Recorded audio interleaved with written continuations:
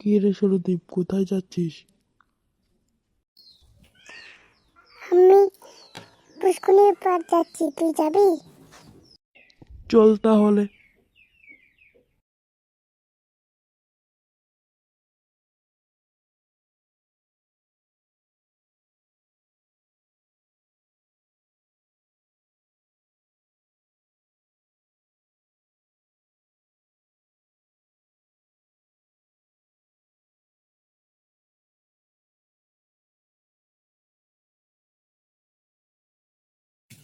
Hello জিউ, তুই চলে আস পুষ্কুনির পাড়, আমরা এখানে আছি। হ্যালো রাজ, তুই চলে আস, আমরা পুষ্কুনির পাড় আছি।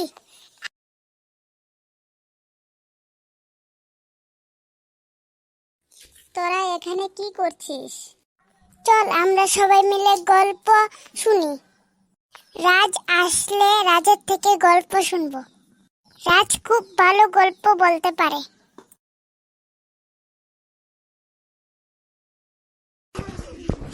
কেন ডেকেছিস কেন? এই তো রাজ চলে এসেছে। রাজ, তুই একটা গল্প বল। তোরা কি এর গল্প শুনবি?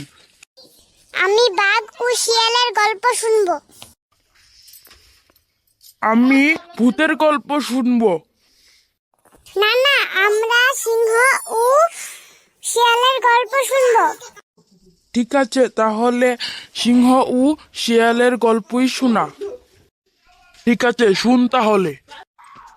একটা জঙ্গল ছিল, তার মধ্যে সিংহ থাকতো। সিংহ বয়স অনেক বেড়ে গেছিল, সে এখন শিকার করে খেতে পারে না। তাই একটা ঈগলকে দিয়ে সিংহ বলল যে সবাইকে সিংহর সাথে দেখা করতে আসতে। ঈগল চলল এবং সবাইকে বলল সিংহর সঙ্গে দেখা করতে, একজন একজন করে প্রত্যেক দিন যেতে। ঈগলের কথা শুনে সবাই একজন একজন করে প্রতিদিন যেতে লাগলো। কিন্তু যে সিংহর বাসাতে যেত সে আর ফিরে আসতো না, কারণ সিংহ প্রত্যেক দিন যে যে যেত তাকে শিকার করে খেয়ে ফেলতো। একদিন একটি শিয়াল সিংহর গুহাতে যেতে গেল। শিয়াল জানতো যে সিংহর ডেরাতে যে যেত সে আর ফিরে আসতো না, তাই জন্য শিয়াল চুপি চুপি দেখতে লাগলো যে সিংহ কি করছে। সিংহ বলছে যে আজকে যে আসবে তাকে অর্ধেক খাবো এবং অর্ধেক রেখে দেব, যাতে কালকে পেট ভরে খেতে পারবো।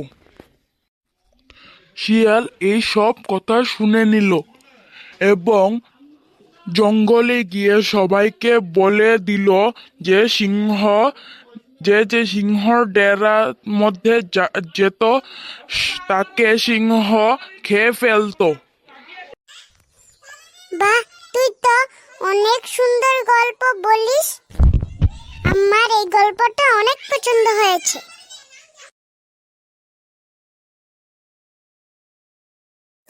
ঠিক আছে, আজকের মতন চলে যাই, কালকে আবার আসবো। ঠিক আছে। ঠিক আছে। যদি আমার এই ভিডিওটা ভালো লাগে তাহলে কমেন্ট করে জানাবেন। টাটা।